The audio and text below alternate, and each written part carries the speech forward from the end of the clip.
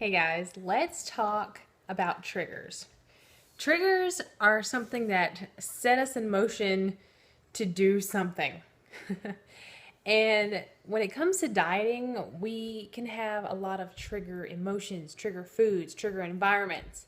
Now, a trigger food is a specific food that sets that course off of overeating and we lose all control. Now, these foods are usually high calorie, fatty foods like cookies, ice cream, nuts, or chips.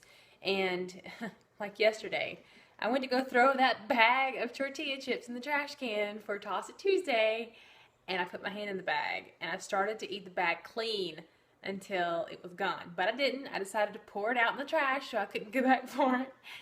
And, you know, it kind of set off a course of emotions and a course of events. I think just seeing that bag and thinking about salty, crunchy stuff set off my bad day in motion.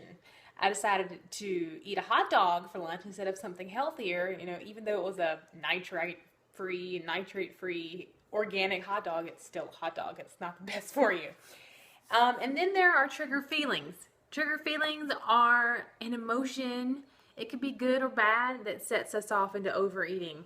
And this is something that I've struggled with all my life. I'd angry eat, boredom eat. I'd eat when I was lonely or upset about something. And my goodness, being a girl and having all those emotions can set off a dietary disaster. Anyway, we have to learn what triggers these feelings and learn to start associating something else, an action, to make us feel better rather than stuffing our mouths full of junk. Go for a walk, go push play on a workout, go play with your kids, call a friend, do something besides eat food. And then there's trigger environments. Now, this could be a specific situation or a place that sets off your overeating. It could be walking into a movie theater and you feel like you have to have that popcorn and junk food and candy. Or maybe it's going to a buffet restaurant and you just want to try everything.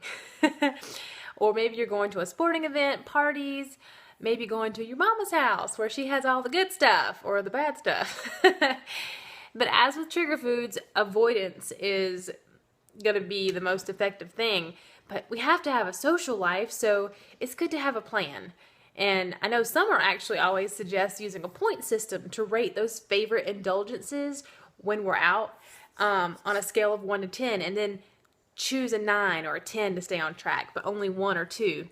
And then you could always take something with you to the event. That could work. And that way you know that you made it and it's healthy and you can stay on track. Bottom line, you just have to think ahead. You have to plan. When trigger eating happens, it's going to happen. Recognize it for what it is. Try to figure out a way that you can avoid it in the future and just keep on plugging along. I, in the past, had let things like that just throw me completely off track for days, weeks, months, and I was always starting over. But I am so proud of myself that since September of last year, I just keep going, and you have to keep going. So I hope that helps, and I hope you guys have a great week.